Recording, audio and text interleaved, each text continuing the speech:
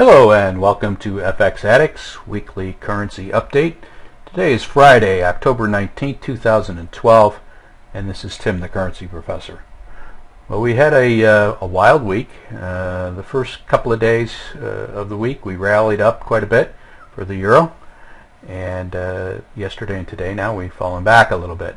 So we were up fairly close to the highs that we had made a few weeks ago, right up in here.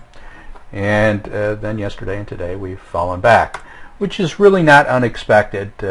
We hit some resistance up there, and now we've come back down. This is a very sloppy trend line, but nonetheless there's still a trend line here, and we can see how it's been stopped along here at various points. So for us to exceed this a little bit really is not a big deal, but we will exceed it a little, and then we'll probably turn around and go up and make some new highs here.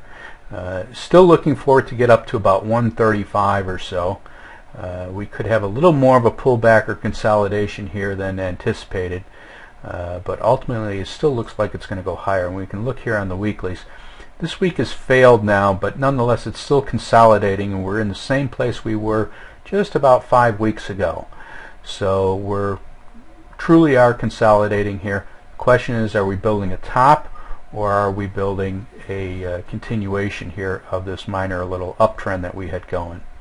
On the monthlies, we were above this this upper channel line for a few days this week and have since fallen back. The important part is where we close the month out at, and we still really have about a week and a half left in this month to do that. So if we close the month up around 135, that would be longer term bullish, and we would end up then rallying up to about 145 over the next couple of months. So there's a lot of longer term insecurity here until we get past this this channel line technically, but everything so far is indicating that we are going to rally up there. Fundamentally, there's a lot of stuff that's happened in the last couple of weeks, last few weeks really, in Europe, and everybody seems to be under the feeling that they're getting their stuff together and that Europe is going to be okay. Certainly the economic numbers have been looking better the last month and a half out of there. So it is very, very possible that they're not going to officially get into a recession, and there is a possibility that they are going to work out the internal issues that they have amongst the countries and the debt issues. So if they do that, then we could certainly rally quite a bit from here. British pound against the dollar down again today, down 34 pips right now, just above 160. We did rally the beginning of the week a little bit, but we've already now fallen past that, and we're hitting down around this what has become a support level down in here, and it will probably remain a support level for a little while here. The question though is, are we going to stabilize here and then rally back up, or are we going to continue to drop and take out these lows? There's a good possibility in either direction. Right now in the daily chart we really don't have any clear direction. So we could bounce around here for a while, we could go up and make new highs up above 160, or we could fall apart completely. Now fundamentally there's a lot of things going on here as well. There is a lot of talk and a lot of speculation that England will actually step away from the European Union. Now they're not one of the Euro members, the 17 Euro members that shares the currency, but they are one of the 27 that shares some economic formalities, I guess you can call them. So there is talk that they may step away from that, in which case they will really trade independently of the euro, and that would probably be a fairly negative for the pound. So at first it may rally a little bit because of that, but longer term it is most certainly a negative, because they do share some economic ties that do benefit England in many ways. So right now there's a lot going on, and the pricing is actually reflecting that. This is now the 4th week down in a row.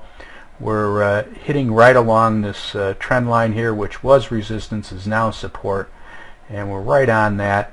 Really do expect us to rally from here a little bit, get up maybe to this 165, and it could be a stretch to get there, but it looks like it could go up there and then fall. Now if we look further out in the monthlies, and we've talked about this quite a bit, this is a lot of damage here that was done to the market, and we are setting up this ascending triangle. So ultimately the pound will fall out of here and the dollar will gain against it. As it does that, really do expect maybe all this stuff, this fundamental news that there is out there and speculation for it all to come together maybe in a few months here, in which case we really would fall apart and get down maybe 125 to 130 area. That is of course very long term. US dollar against the Swiss franc, up 39 pips right now, and we've had kind of a sloppy week. We sold off at the beginning of the week and now we're coming back, and we're really almost back to where we started for the week. So we're having quite a bit of a decent bounce in here. We've been looking for it to get down into the lower 90s, around 90, 90, 50, 91 even, somewhere down in there. And still think it can do that. It'll probably rally here for a few more days and then fall back off. On a weekly basis, we've now consolidated. This is our 5th week, 6th week in this area. So really expect it to find a bottom just slightly lower than where we are, probably bounce down there and then come back. And once it does that, that would set in the temporary lows here, and then we can certainly find our way to rally back up. Now on the monthlies we still look really good. We had the spike low, we're moving up, really expect it to continue to move up. This upper channel line now is at 100 even, so we really need to get up above that significantly to start the real uptrend, and that can take several months for us to get there, but ultimately that's where we're going, so that's what we're looking at. US dollar against the Japanese yen, very nice week this week, up another 2 pips, 3 pips depending on your quote service, but every day this week we've inched a little bit higher. The Ichimoku that I have on this chart, you can see how we've turned positive. This is the first time that we've actually been positive since way back here, so it really does look like it's turning the corner here.